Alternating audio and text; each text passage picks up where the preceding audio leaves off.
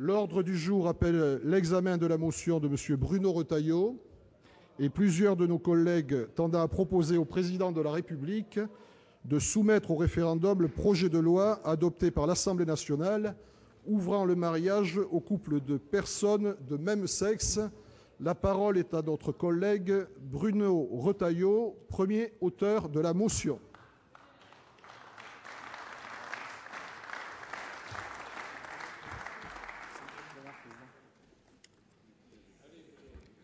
Monsieur le Président, Mesdames les ministres, mes chers collègues, avant de soutenir, non pas au nom de la Commission des lois, mais au nom de mon groupe que je voudrais remercier cette motion référendaire, je voudrais commencer, Madame la garde des Sceaux, par vous rendre cet hommage. Un hommage à la clarté et à la franchise de vos propos.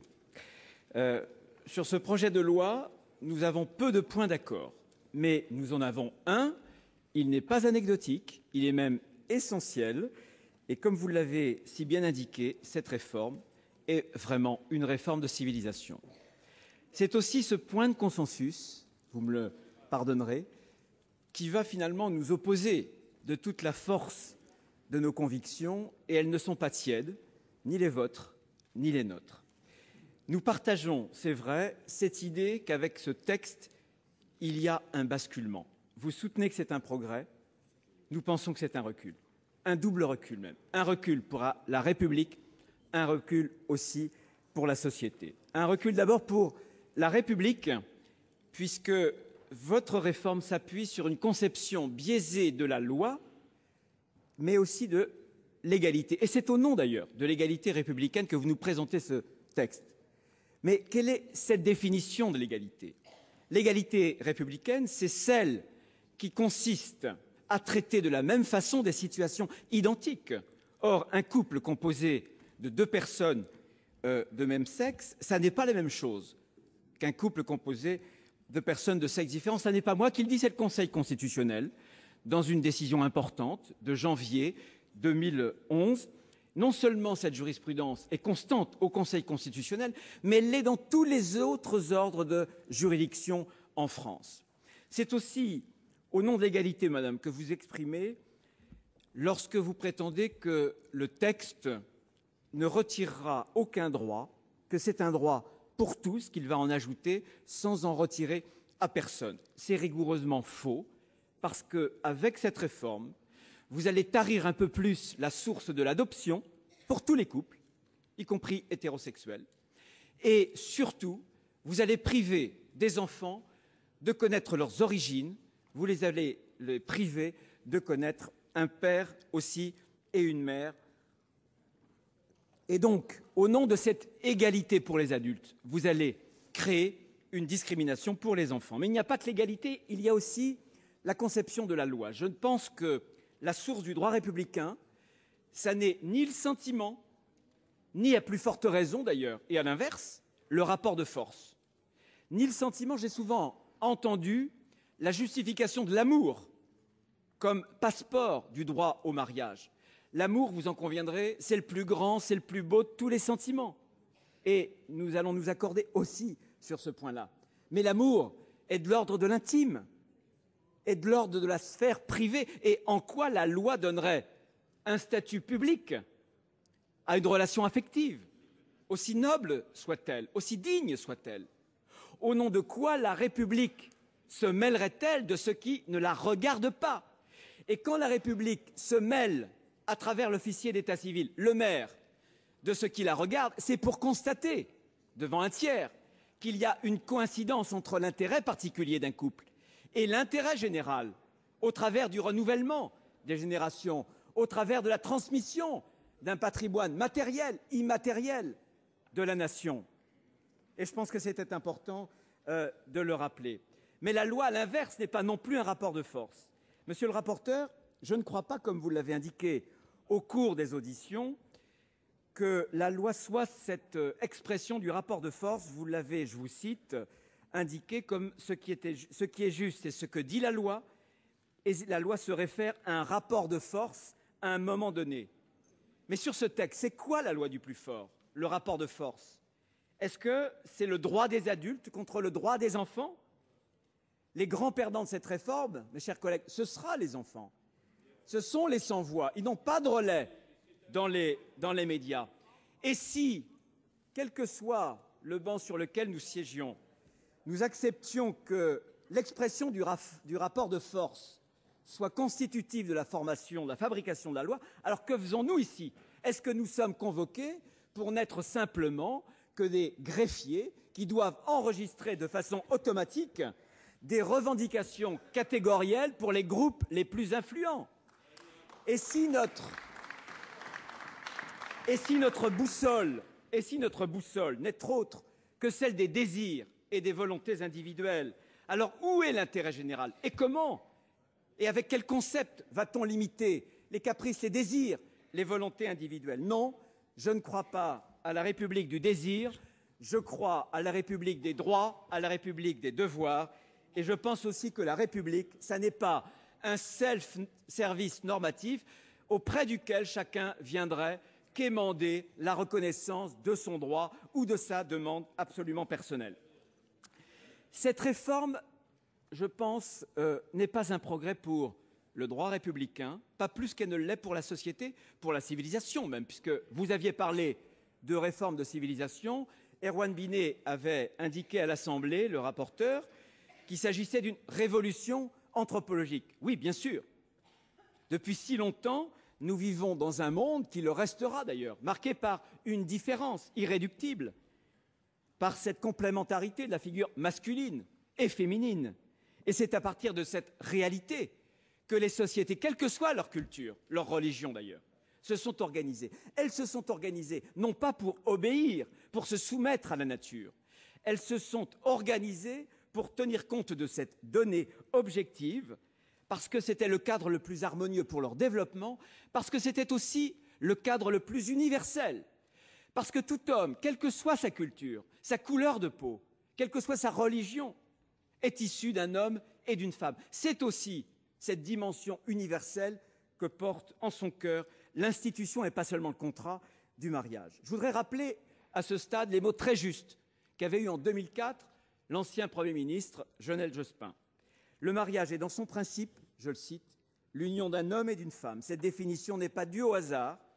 Elle renvoie non pas d'abord à une inclinaison sexuelle, mais à la dualité des sexes qui caractérise toute notre existence et qui est la condition de la procréation et donc de la continuation de l'humanité. Ce n'est pas moi, c'est Lionel Jospin. Et je pense que, sincèrement, en remettant en cause cette définition du mariage, vous préparez un bouleversement profond de la société avec deux conséquences majeures sur l'affiliation, j'en ai parlé, les pédopsychiatres, beaucoup de pédopsychiatres nous mettent en garde, madame, bien sûr, tout simplement parce qu'un homme n'est pas une mère comme une autre, et inversement. Je cite, c'est vraiment le hasard, Sylviane Agacinski, la paternité ne sera jamais l'équivalent masculin de la maternité. C'est une évidence qu'il faut rappeler, mais au cœur de cette évidence, il y a la construction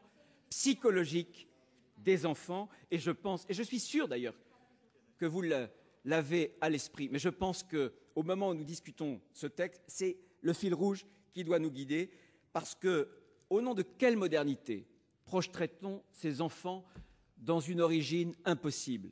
Impossible parce qu'impensable. Impensable parce que ces enfants-là, plus que d'autres, ont besoin de fantasmer la scène originelle de l'engendrement. Voilà. Et un jour, peut-être que ces enfants-là, dans des années et des années, nous le reprocherons. Un jour, peut-être qu'ils en souffriront. La seconde conséquence, c'est sur l'engrenage, sur le processus, madame, que vous mettez en place. Ce texte est un cheval de Troie. Vous ne devez pas mentir aux Français.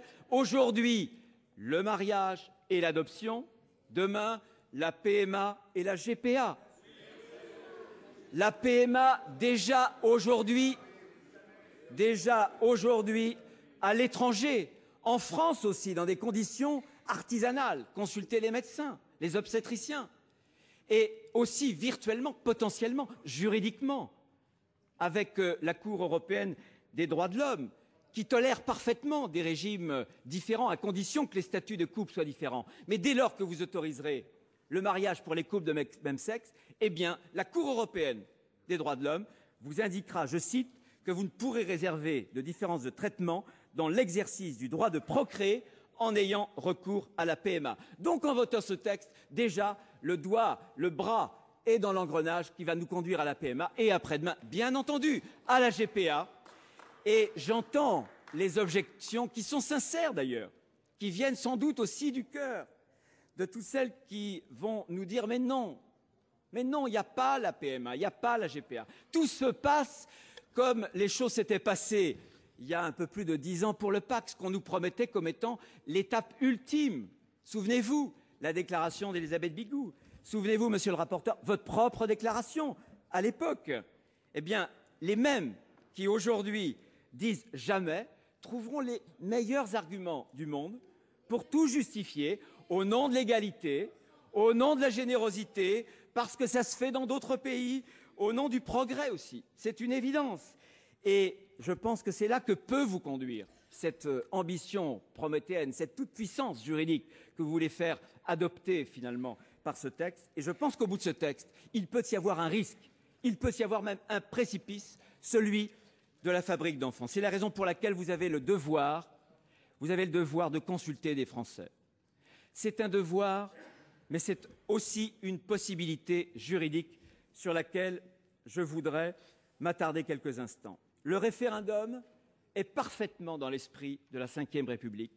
Il est aussi parfaitement dans la lettre, y compris sur ce sujet. Dans l'esprit, bien entendu, article 3 de la Constitution, vous le connaissez tous, la souveraineté nationale appartient au peuple qui l'exerce par ses représentants et par la voie du référendum. Article 2, la République, c'est quoi? C'est le gouvernement du peuple, par le peuple, pour le peuple. Le peuple a donc la plénitude, vous m'entendez, de la souveraineté démocratique. Il n'y a pas de domaine qui puisse échapper au droit souverain du peuple d'en décider par lui-même. On ne peut pas bâillonner le peuple. On ne peut pas limiter le peuple. Du reste, depuis quand le mandataire aurait-il une compétence plus large que son mandant? Ça ne tient pas. Conforme à l'esprit, le référendum est aussi conforme à la lettre. Alors je sais quel est le prétexte habile mais fallacieux que vous avez trouvé pour nous objecter un faux semblant d'argument juridique. Le sociétal plutôt que le social, et le sociétal n'est pas dans l'article 11 de la Constitution sur le référendum. Un argument facile, un argument admirablement artificiel. Je voudrais vous en donner quelques raisons. Voilà. Donc, Monsieur Toubon, oui, il ne siège pas au Conseil constitutionnel, Monsieur Toubon, cher président de la Commission des lois. Premier argument tiré de la Constitution qui proclame que le français est la langue de la République. Bien. Que dit l'Académie française pour définir le social, je cite, qui concerne la société? Que dit ensuite le dictionnaire, par exemple le Petit Robert, pour la définition du sociétal? 2 mots, de société. Donc, mes chers collègues, vous voyez bien que lorsqu'on va aux sources de la signification et des définitions, vous avez 2 définitions qui se répondent en écho. Pourquoi? Tout simplement parce que le sociétal est un néologisme qui ne veut rien dire d'autre, mes chers collègues, que le social. Voilà la vérité.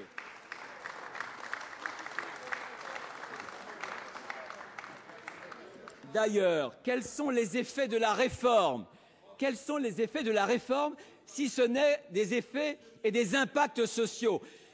L'étude d'impact, très lacunaire, l'étude d'impact, d'autres que moi auront l'occasion d'en parler, de doyen Gélard en a parlé d'ailleurs hier, très lacunaire cette étude d'impact, mais elle passe son temps à nous décrire des effets non pas sociétaux, mais des effets sociaux qui impactent le code de l'action sociale et des familles, le code de la sécurité sociale, les droits sociaux parmi lesquels la retraite, les prestations familiales, la santé, etc., etc. Et dans ce texte, il y a bien l'adoption. Et l'adoption, c'est une compétence des conseils généraux. Pourquoi l'adoption est-elle une des compétences des conseils généraux? Parce que le cœur du métier des conseils généraux, c'est bien la compétence sociale. Et vous voudriez nous faire croire qu'il y a le sociétal et certainement pas le social, alors que ce texte est d'abord un texte qui prétend fonder un autre ordre peut-être aussi social. Mais il y a mieux pour interpréter le texte et surtout le mot social. C'est la Constitution elle-même.